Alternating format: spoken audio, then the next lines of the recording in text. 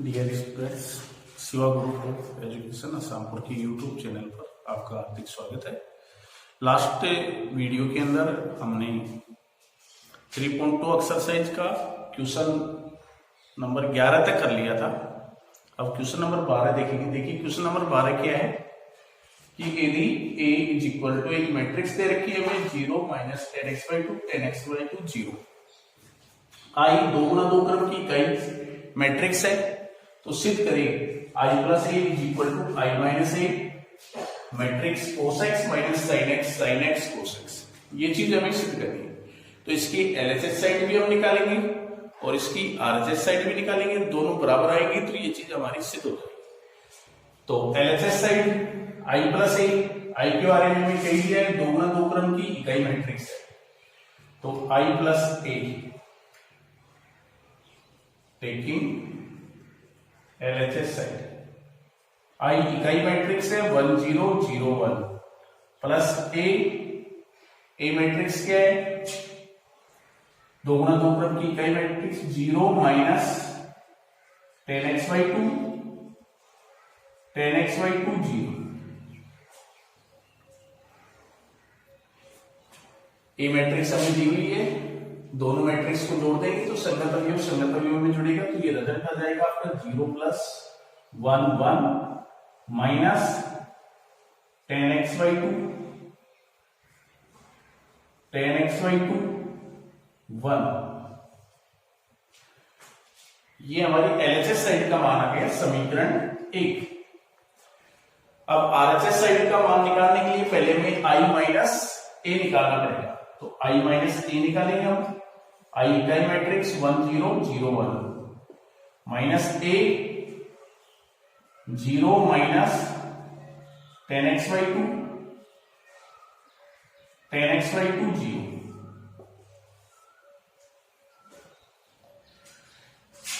One minus 0 दोनों matrix को घटाएंगे, 1 माइनस माइनस प्लस हो जाएगा, ये 0 प्लस 10x/2 हो गया माइनस 10x/2 और 1 माइनस 0 1 हो गया, ये i माइनस ए का मान हो गया। अब i minus a into cos x minus sin x cos x।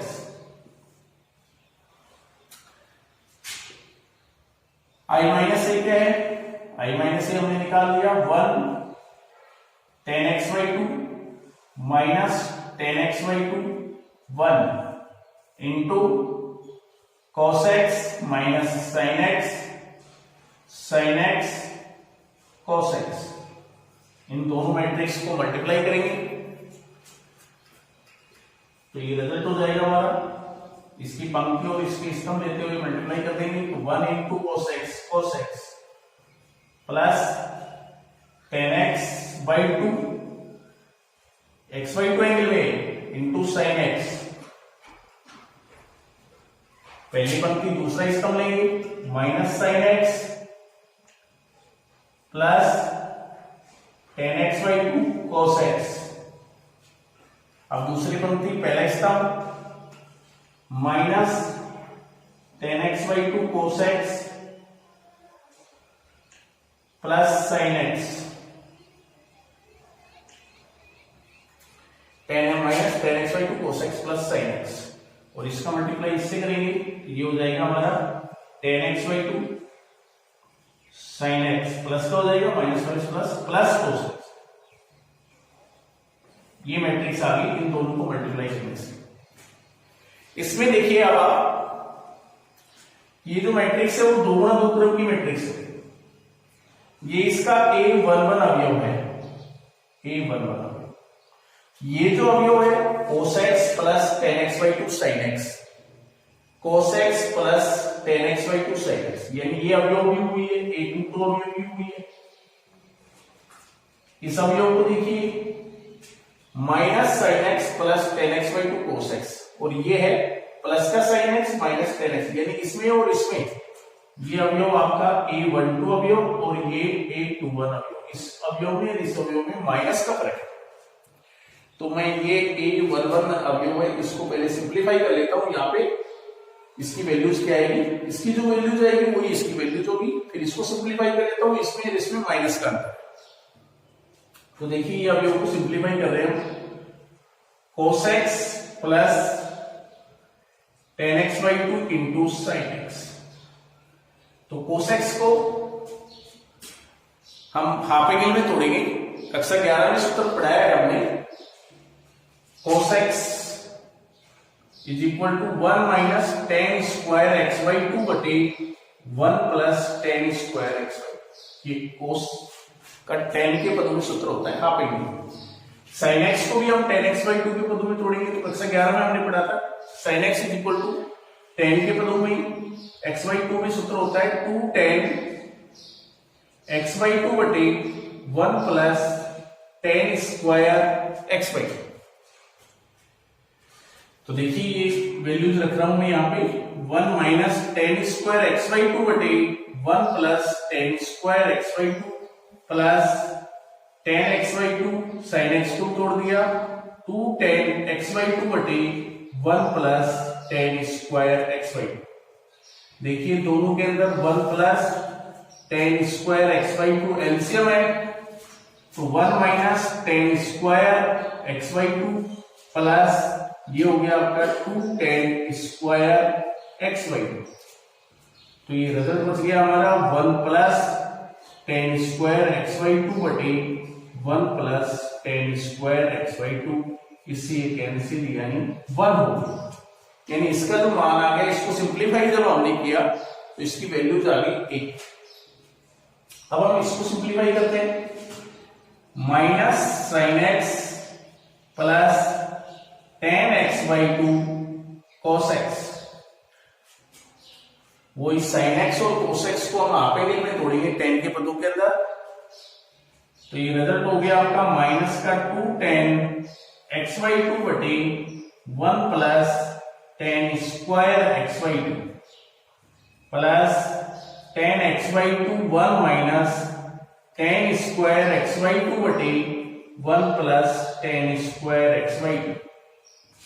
यहां भी एलसीएम ले लिया, 1 plus tan square x/2 LCM, तो माइनस का 2 tan x/2 plus tan x/2 minus tan cube x/2। तो ये रिजल्ट हो गया माइनस का tan x/2 minus tan cube x/2 बटे 1 प्लस tan स्क्वायर x/2।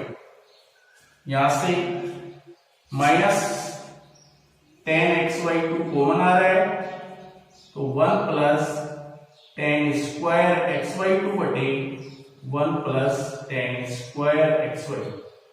इससे कैंसिल, तो रिजल्ट हो गया माइनस tan x/2।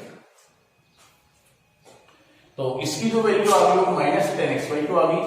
तो ये मान यहाँ पे रख देंगे, तो ये जो हमारी मैट्रिक्स है वो क्या हो जाएगी 1 माइनस tan x/2, और इसमें माइनस का अंतर बताया था मैंने आपको, तो ये प्लस का tan x/2 हो गया, और ये जो मान है वही ये मान है, तो यहां भी 1 हो। तो ये RHS साइड का जो वैल्यू है वो आ गई आपकी, RHS साइड का मान कितना आ गया, समीकरण 2। क्या वैल्यू आ गई 1 माइनस tan x/2 1, और LHS साइड की क्या वैल्यू आई 1 माइनस tan x/2 1। तो समीकरण 1/2 से हम कह सकते हैं LHS is equal to RHS। तो समीकरण 1 और 2 से हम कह सकते हैं कि ये दोनों बराबर है। ये चीज हमें सिद्ध करनी थी। नेक्स्ट क्वेश्चन देखेंगे, क्वेश्चन नंबर 13।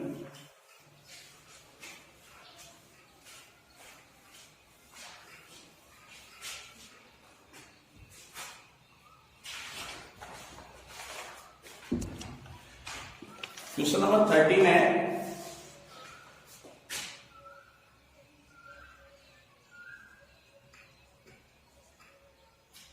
यदि ए एक मैट्रिक्स दे रखी है 10-17 तथा I इज इक्वल टू 1001 हो तो k का मान ज्ञात करें जहां a square is equal to 8a plus ki। a square is equal to 8a plus ki। तो क्वेश्चन नंबर 13 क्या है हमारी, एक मैट्रिक्स दे रखी है 2 गुणा 2 क्रम की, आई इकाई मैट्रिक्स है 2 गुणा 2 क्रम की, तो k का मान हमें ज्ञात करना है और ये कंडीशन दे दी है कि a square is equal to 8a plus ki। तो इसके लिए सबसे पहले आपको a स्क्वायर का मान निकालना पड़ेगा। a स्क्वायर, तो a को a से मल्टीप्लाई करेंगे तो a स्क्वायर आएगा a इंटू a, तो 10 माइनस 17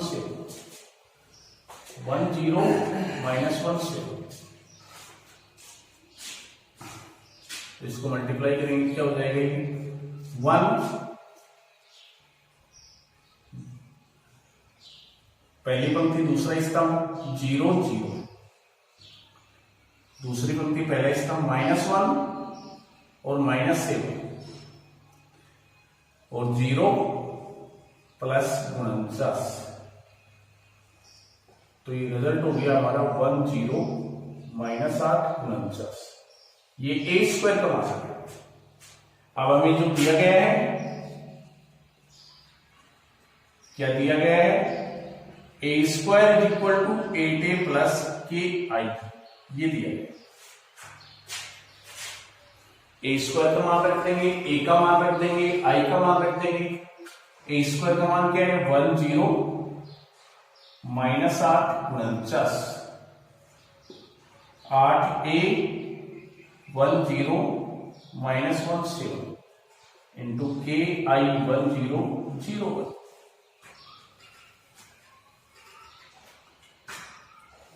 तो 10 minus 8 49 is equal to 80 minus 8 7 56 plus k0 0, ये जो मैट्रिक्स है इसमें से आपकी घट जाएगी, ये मैट्रिक्स इधर आएगी तो इसमें घट जाएगी, तो ये रिजल्ट हो गया हमारा k0 0k is equal to 10 minus 8 49 minus 80 minus 8 56,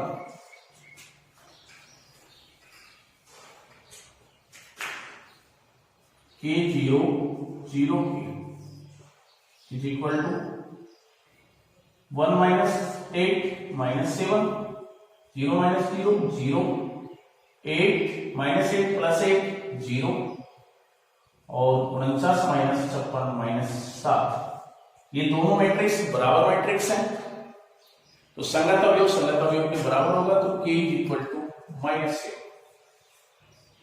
चाहे वो a11 अवयव बराबर रख के निकाल लो, चाहे a22 अवयव बराबर रख के निकालेंगे, तो k इज इक्वल टू -7।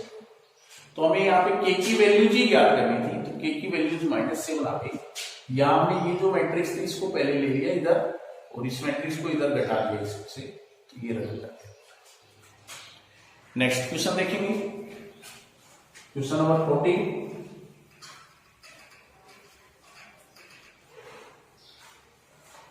देखिए क्वेश्चन नंबर 14 क्या है,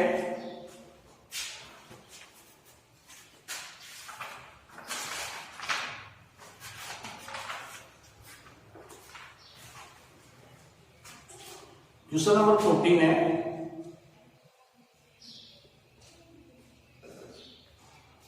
कि यदि एक मैट्रिक्स है 1 0 2 -1 और -3 4 into a is equal to 1 -4 3 -2 -10 6 13 20 -9, हो तो ए का मान ज्ञात करें। ये हमारा क्वेश्चन नंबर 14। एक मैट्रिक्स दे रखी है 1 0 2 -1 -3 4 into A is equal to 1 -4 3 -2 10 6 13 20 -9। तो ए का मान ज्ञात करना है। देखिए हम जानते हैं ये एक मैट्रिक्स है। किस क्रम की मैट्रिक्स है? ये 3 गुणा 2 क्रम की मैट्रिक्स है। इनटू ए हम जानते हैं 2 मैट्रिक्स को गुणा करने से ही एक मैट्रिक्स, आगे रिजल्ट जो दे रखा है इज इक्वल टू एक मैट्रिक्स ही दे रखी है। और ये मैट्रिक्स किस क्रम की दी हुई है? 3 गुणा 3 क्रम की। हम ये जानते हैं 2 मैट्रिक्स को गुणा करते हैं तो एक मैट्रिक्स आती है। तो इसका मतलब ए जो है वो एक मैट्रिक्स ही है। ए इज ए मैट्रिक्स, यानी ए जो आपको ज्ञात करना है वो एक मैट्रिक्स ही आपको ज्ञात करना है। अब बात है कि ए मैट्रिक्स जो है वो हमें ज्ञात करनी है, वो किस क्रम की होगी, उस मैट्रिक्स का क्रम क्या होगा। तो हमें ये जो मैट्रिक्स दे रखी है वो 3 गुणा 2 क्रम की दे रखी है। मैट्रिक्स ए जो है वो 2 गुणा 3 क्रम की होगी, तभी रिजल्ट हमारा 3 गुणा 3 क्रम की। क्योंकि जो मैट्रिक्स हमारे पास इन दोनों का प्रोडक्ट करने से जो मैट्रिक्स हमारे पास आई हुई है इज इक्वल टू जो मैट्रिक्स हमें दी हुई है वो 3 गुणा 3 क्रम की मैट्रिक्स दी हुई है। तो ये मैट्रिक्स हमारी 3 गुणा 2 क्रम की है। इन दोनों का प्रोडक्ट गुणा संभव है, तो गुणा संभव है तो ये मैट्रिक्स ये दोनों बराबर होंगे, यानी ये पहली वाली जो मैट्रिक्स है उसके स्तंभ और दूसरी मैट्रिक्स की पंक्ति बराबर होगी। और जो मैट्रिक्स हमें प्राप्त हो रही है वो 3 गुणा 3 क्रम की प्राप्त हो रही है। इसका मतलब यहां हमें 3 ही लेना पड़ेगा। तो ये 3 गुणा 3 क्रम की तभी मैट्रिक्स प्राप्त होगी जब ए मैट्रिक्स हम किस क्रम की लेंगे? 2 गुणा 3 क्रम। तो हम मान लेते हैं कि माना ए जो मैट्रिक्स है वो 2 गुणा 3 क्रम की होगी। अब 2 गुणा 3 क्रम की जो मैट्रिक्स होगी ये तो हमें मालूम चल गया कि ए मैट्रिक्स का क्रम क्या होगा। अब इसके अवयव क्या क्या होंगे तो वो हमें मानना पड़ेगा। तो हमने मान लिए कि माना ए जो मैट्रिक्स है उसके अवयव A B C D E F 2 गुणा 3 क्रम की मैट्रिक्स। तो उसमें अवयव हमने ये मान लिए A B C D E F. तो ये हमने ए मैट्रिक्स मान ली। अब हमारा काम है ये जो इसके अवयव जो हमने माने हैं A B C D E F, इनका मान क्या है।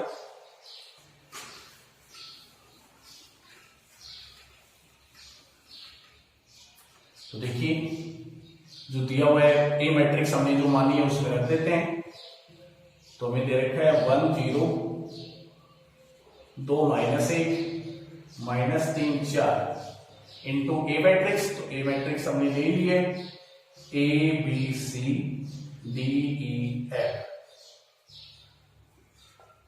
इज इक्वल टू मैट्रिक्स हमें दे रखी है 1 -4 3 -2 -10 6 13 20 -9। अब हम इन दोनों मैट्रिक्स को मल्टीप्लाई करेंगे। तो इसकी पंक्ति और इसकी स्तंभ लेते हुए मल्टीप्लाई करेंगे। तो दोनों मैट्रिक्स को मल्टीप्लाई करने से एक मैट्रिक्स ही आएगी ए 1 इंटू ए। पहली पंक्ति दूसरा स्तंभ लेंगे बी,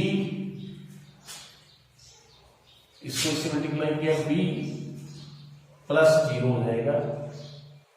अब पहली पंक्ति तीसरा स्तंभ इसको इससे मल्टीप्लाई करेंगे सी +0 हो जाएगा। तो ये अब दूसरी पंक्ति लेंगे 2a -d हो जाएगा, आगे 2b -c हो जाएगा, आगे 2c -f हो जाएगा। दूसरी पंक्ति तीसरा स्टेप। अब तीसरी पंक्ति लेंगे, -3a plus 4d -3b plus 4c और -3c plus 4f is equal to 1 - 4 3 -2 -10 6 13 20 -9।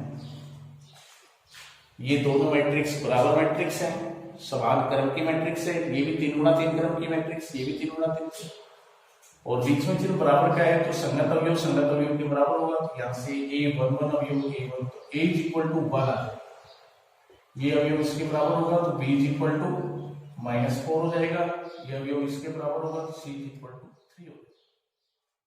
तो a इज इक्वल टू 1 हो गया, b इज इक्वल टू -4 हो गया, c इज इक्वल टू 3 हो गया। a12 अवयव a12 के बराबर होगा तो 2a minus b is equal to -2 हो गया और 2b minus e is equal to -10 हो गया।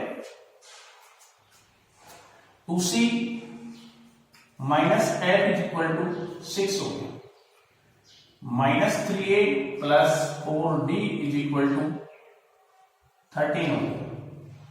-3b plus 4e is equal to 20 हो गया और -3c plus 4f is equal to -9। संगत अवयव, क्योंकि ये दोनों मैट्रिक्स आपस में बराबर है इसलिए संगत अवयव के बराबर होगा, तो ये रिजल्ट है। देखिए हमने मैट्रिक्स के लिए माना था तो हमारा काम है यहाँ पे A B C D E F, ये जो एलिमेंट है इनके मान ज्ञात करना। तो ए बी सी का मान तो हमारे पास सीधा ही निकल गया है, a is equal to 1, b is equal to -4, c is equal to 3। D का जो मान है वो इस समीकरण से हम निकाल सकते हैं। ए की वैल्यू जिसमें रख देंगे, ए की वैल्यू जो हमारे पास 1 है तो 2 × 1 minus D is equal to -2, तो minus D is equal to -2 यानी -4, तो डी इज इक्वल टू 4 हो गया। ये डी की वैल्यूज आ गई। ई की वैल्यूज निकालनी है तो ई की वैल्यूज हम यहां से निकाल सकते हैं। बी की वैल्यू रख देंगे, बी की वैल्यू जो है हमारे पास 2 × -4 minus E is equal to -10, तो -8 minus E is equal to -10, तो minus is equal to -10 plus 8 यानी -2, तो ई इज इक्वल टू हो गया आपका 2। ई की वैल्यूज आ गई। एफ की वैल्यूज, नेक्स्ट जो समीकरण आगे दी हुई है उससे हम एफ की वैल्यू निकाल सकते हैं। 2c, सी की value 3 minus F is equal to 6, तो 6 minus F is equal to 6, तो minus F is equal to 6 minus 6 यानी 0, तो एफ इज इक्वल टू 0, ये एफ की वैल्यू था। तो जो अज्ञात राशियां थी हमारे पास 6, A B C D F की वैल्यूज हमारे पास आ गई है। नेक्स्ट समीकरण से हम ये चेक कर सकते हैं कि यहाँ पे ए और डी की वैल्यूज यदि हम रखें तो ये इस समीकरण को संतुष्ट करेगी। ए और डी की वैल्यूज यदि हम यहाँ पे रखें तो ये समीकरण को, ए की वैल्यूज कितनी है 1, डी की वैल्यूज कितनी है 4, तो यहाँ रखेंगे तो ये 16 माइनस 3 यानी वो 13 आ जाएगा। तो ये प्रत्येक जो समीकरण है आगे वाली जो ये तीनों समीकरण को, ये जो हमने वैल्यूज निकाली है ये सभी वैल्यूज इन समीकरणों को संतुष्ट करेंगे। तो हमारे को मैट्रिक्स ए यहाँ पे ज्ञात करना था, तो मैट्रिक्स ए हो गई हमारे पास, a B C d d F की वैल्यूज रख देंगे, तो a is equal to 1, b is equal to -4, c is equal to 3, d is equal to 4, e is equal to 2 और एफ इज इक्वल टू 0। ये हमारी matrix A होगी 2 गुणा 3 क्रम की, और ये मैट्रिक्स ए हमें ज्ञात है। धन्यवाद।